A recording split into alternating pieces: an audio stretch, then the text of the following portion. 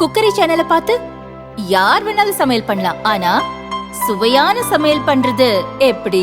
நான் இதயம் நல்லெண்ணெயில சமையல் பண்றேன். ஆஹா ஓஹோன்னு பாராட்டுறாங்க. நீங்களும் இதயம் நல்லெண்ணெயில சமையல் பண்ணுங்க, பாராட்ட வாங்குங்க. தினம் தோறும் வாங்குவே இதயம். கோவை மாவட்டத்தில் 45 குழந்தைகள் காப்பகங்கள் செயல்படுகின்றன. அங்கு பெற்றோரால் கைவிடப்பட்ட குழந்தைகள், ஆதரவற்ற குழந்தைகள் பராமரிக்கப்படுகின்றன. மனிதாபிமான அடிப்படையில் நடத்தப்பட வேண்டிய இந்த காப்பகங்களுக்கு ஸ்பான்சர்கள் அதிகம் கிடைப்பதால் வருமானம் ஈட்டும் தொழிலாக மாறி வருவது வேதனையை ஏற்படுத்துகிறது. அனுமதிக்கப்பட்ட அளவை விட அதிக குழந்தைகளை காப்பகங்களில் வைத்து அவர்கள் வாயிலாக வருமானம் பார்த்து வருகின்றனர். இதனை தடுக்க வேண்டிய குழந்தைகள் நல அலுவலகமும் கண்டுகொள்வதில்லை என புகார் எழுந்துள்ளது. இதுகுறித்து பெயர் வெளியிட விரும்பாத குழந்தைகள் நல குழு உறுப்பினர் ஒருவர் கூறியதாவது: காப்பகங்களை பொறுத்தவரை 20 குழந்தைகளுக்கு ஒரு கழிப்பறை, அருகில் பள்ளி, அந்த பள்ளியில் உளவியல் நிபுணர், 24 மணி நேரமும் இருக்கக்கூடிய வார்டன் மற்றும் காவலாளி இருக்க வேண்டும். பெரும்பாலான காப்பகங்கள் இந்த நடைமுறைகளை பின்பற்றுவதில்லை. தமிழகத்தில் உள்ள காப்பகங்களில் அதிக ஸ்பான்சர் கிடைப்பது கோவையில்தான். அதனால் காப்பகங்களை வருமானம் ஈட்டும் தொழிலாக பார்க்கும் நிலை ஏற்பட்டுள்ளது.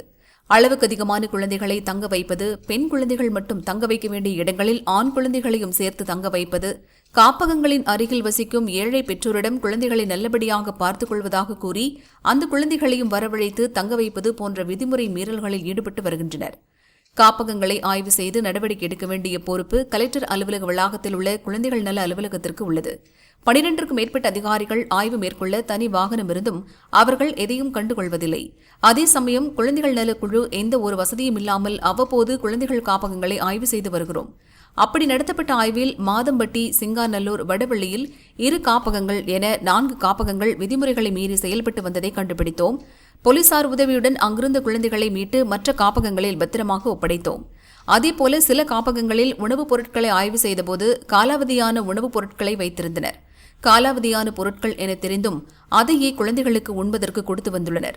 காரமடை, வெள்ளலூர், சோமனூர், வடவள்ளி, மாதம்பட்டி போன்ற இடங்களில் 6 காப்பகங்கள் விடுதி என பெயர் மாற்றி குழந்தைகளை பராமரித்து வருகின்றன. சில காப்பகங்களில் சமையல் செய்வதற்கு அங்குள்ள குழந்தைகளையே வேலை வாங்குகின்றனர். வேறு வேலைகளையும் செய்யச் சொல்கின்றனர். ஒரு காப்பகத்தில் குழந்தை எங்கிருந்து வந்தது என்ற விவரம் கூட இல்லை. கோவை மாவட்டத்தில் உள்ள 45 காப்பகங்களில் 20க்கும் மேற்பட்ட காப்பகங்கள் ஆள் நடமாட்டமில்லாத இடங்களில் உள்ளன.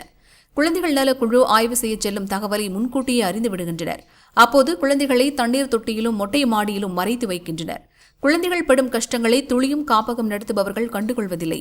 குழந்தைகளுக்கு ஏதாவது அசம்பாவிதம் ஏற்படும் முன் இதை தடுக்க அரசு நடவடிக்கை எடுக்க வேண்டுமென குழந்தைகள் நல குழு உறுப்பினர் கூறினார்.